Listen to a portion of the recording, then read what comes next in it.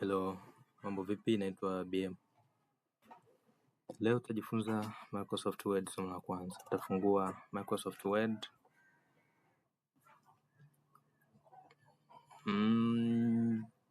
Kuna maandishi ambayo yameandikwa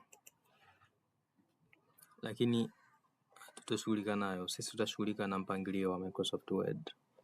Nitakuelekeza vipengele vyote vilivyoko hapa na namna au jinsi ya kuvitumia. Katika somo la leo tutajifunza kuhusu Home tab. Tutagusia pia na Insert tab.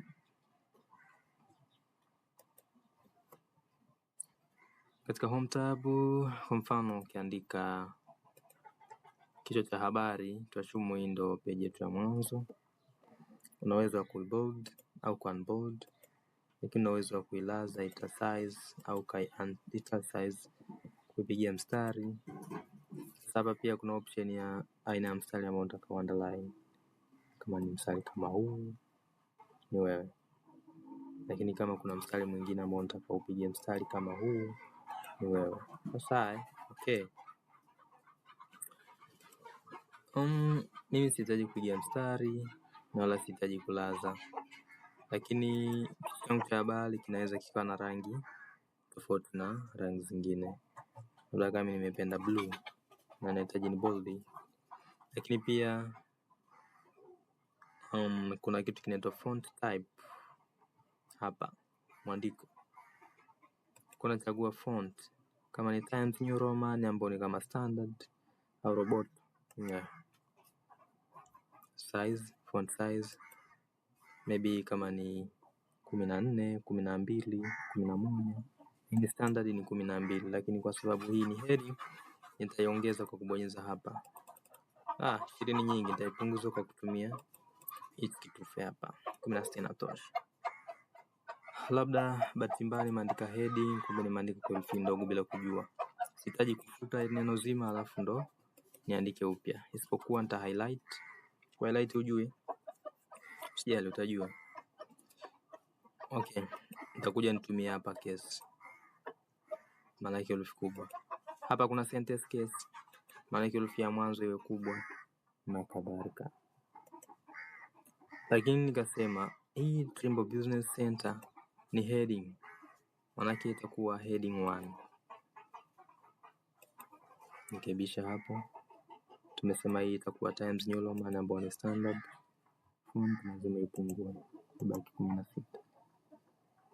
Na hapa tunaamua tutumie hiyo. Hii background unahitaji iwe na rangi, utashusha hapa. Unahitaji iwe na rangi ni wewe. Mimi sihitaji kwa nitatoa. Lakini hapa kwa vile Trimble Business Center itakuwa heading kama heading.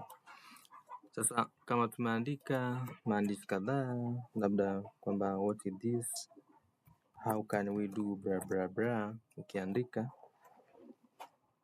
labda nahitaji nifanye ni mention kwamba in this document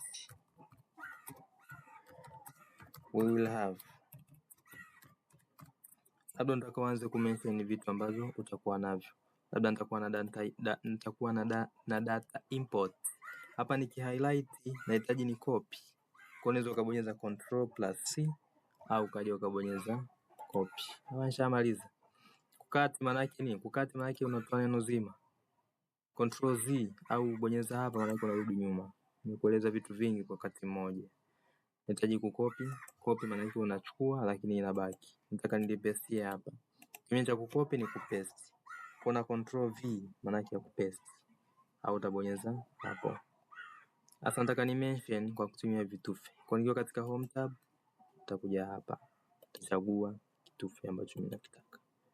Kwa utakuwa na hicho kitu katika document, utakuwa na data point, data import. Utakuwa na kitu kingine ambacho ni sijui vitu gani hivi. Kwa mimi nitacopy kama kawaida, Ctrl+C. Nitakuwa na hichi pia, Ctrl+V kupaste. Labda kitu cha mwisho nitakuwa nacho labda hiki. Ndio vitu gani hivi yameandika. Kwa mimi nita Ctrl+C. Alafu nitakuja huku nitapaste. Umeelewa maana kupaste na kucopy? Okay, sina kitu kingine. Mbona vibaya? Nitakuja hapa nitabonyeza kitu kimoja. Itanileta hapa kwamba nibadili nitumie hiki. Ni wewe tu. lakini pia nahitaji nivisogeze nyuma. Kwa uta drag, utabonyeza hapo, uta drag. Umeona? Sasa tumeeleza vitu vingi sana, kwa inabidi uvifanyie kazi. Okay. Baada hapa ni kingine. Makusudi ya kusema kwamba tunatumia insert na home, maana ni kwamba target ni home tab, kwamba kupaste ndio ile control V na kucopy ni control C. Tushaangalia kila kitu hapa, isipokuwa unapoandika neno lazima justify. Kwa unapobonyeza hii justify content, maanake huku na huku mwandiko wako huo umelingana. Hauwezi kuandika barua unapeleka kwa watu wakati haijalingana, haijawa justified. Unakuwa unafanya makosa. Kama hapa, haijawa justified. Unafanyaje? Unabonyeza hapo. Wow. Mimi ni BM na hii ni Chambulane. Chambulane tunatamani kufanya umma wa Tanzania ubobee katika masuala ya teknolojia. Endelea kusubscribe, comment kama somo zuri au unataka kujifunza vitu gani zaidi katika Microsoft Word ili uwe imara. Nchi nyingine, unapokuwa unaweka heading zako. Heading maana yake ni maneno kama hii Tremba Business Center tumeshasema hii ni heading 1. Kwa hiyo itakuwa ni 1 point. Hii tumesema ni 1. Hapo tumesema hii ni heading kubwa, afu ni 1.0. Ndio, kama ni 1.0 maana yake uta highlight and then utakuja kusema hii ni heading 2. Alafu na hapa bila kuzingatia mabadiliko. Kwa hiyo lazima uweke katika times. Bonyeza T itakuja afu utabonyeza enter. Hii lazima iwe 12. Sasa hii ni 1. Maybe 1.1.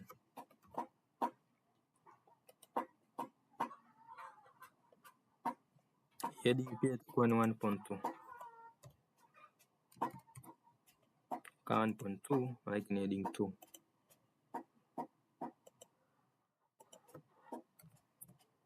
Ndio sawa. Yes. Sasa 1.2 hii ni 1.3.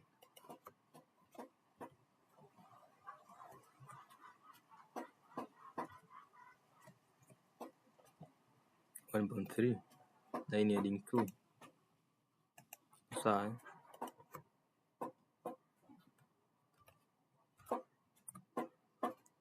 Okay.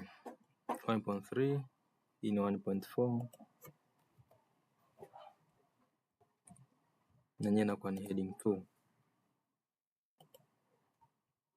Kwa fanya hivi ili kumsaidia mtu mmoja ambaye hajui kabisa jinsi ya kuweka table of content, ambapo ndio itakuwa somo letu la mwisho kabisa.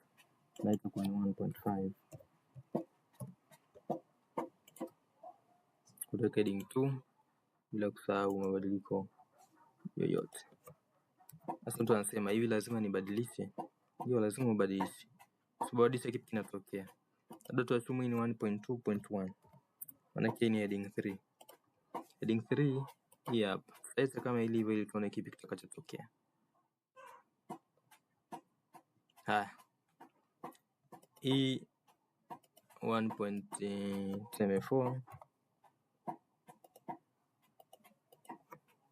1.4 ni 1.4 heading 2 au tuseme 1.2.1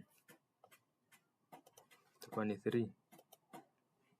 Hii tuweke vizuri na maandiko uwe times New Roman. Okay, labda tuseme hii ni 1.2 na nyewe tuipatie heading 3 au tuseme 1.2.1 manake itakuwa ni heading 4. Kwa utashusha hapa kuna kwenye heading 4 hii nyeusi. Kwa hiyo hii itabaki kuwa normal ili sikulete matatizo. Kwa utapandisha juu itakuwa normal tu ya kawaida.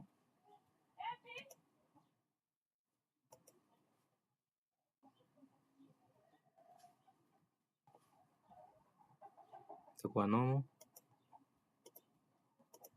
na rangi itabadilika, itakuwa ya kawaida. Tumeishia hapo. Sasa kwenda kuinsert sura hizi tuzipatie tu just in case, kwa sababu umefanya ukapata hii ni 5 point ngapi, automatically itakuwa ni heading 3. Kwa utaigia heading 3 kama kawaida, na hii pia labda ishia hapa, uingie hiyo heading 3, utaigia kama heading 3. Tumemaliza. Sasa baada ya hapa kwenye kuinsert table of content, kwenye kuinsert page utakuja insert, then utakuja page number. Utachagua option ambayo unataka uweke page number. Mimi nataka hivi hapa. Sasa angalia, ukija mwanzoni kabisa kuna cover page ambayo ukisoma haitakiwi iwe na page number 1. Kwa hiyo tunaificha vipi? Utakuja utabonyeza hapa. Unasemaje? Utakuja double click hapa chini. Ukisha double click itakuja option kama utasema different first page, utaicheck. Maana ni kwamba umehide page ya mwanzo isiwe na namba. Kwa hiyo itaanza page ya pili itaonekana hapo na kuendelea.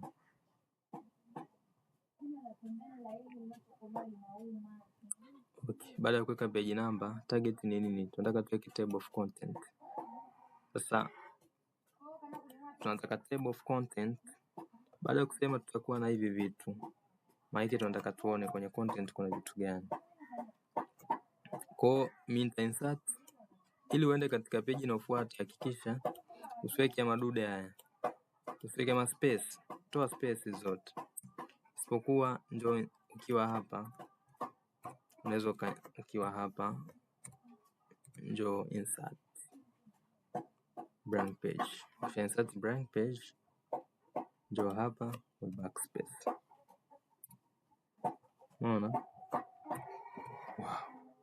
Ukitoka hapa unaenda hapa. Haya, ukiwa hapa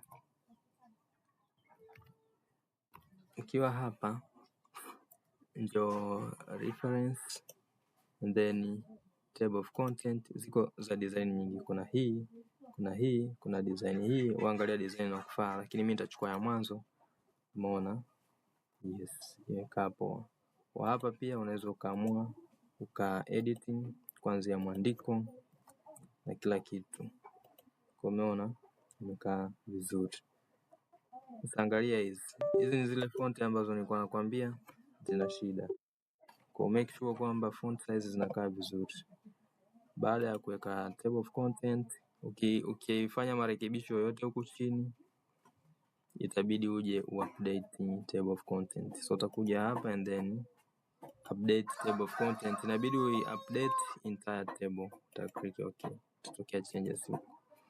Thank you for watching and thank you for listening. Mimi ni Mr. BM, tutakuwa wote mwanzo mpaka mwisho. Katika masomo yanayofuata leo tumeangalia home tab na amna kitu ambacho hatujakigusa hapa. Hapa ni kutafuta kitu chochote kilichoko hapa. Hivi nataka utafute neno u. Kwa hiyo highlight sehemu zilipo. Kwa utakuwa unaenda hivi. Au sio? Yeah. Amna kitu kingine hapa. Haya, kwa baada ya hapo tutaingia insert katika somo linalofuata ili tujue namna ya kuweka picha, jinsi ya kuweka korokoro vingine vote. Mimi ni Mr. BM, karibu katika Chambulane. Subscribe, comment, share. Asante sana kwa kunisikiliza.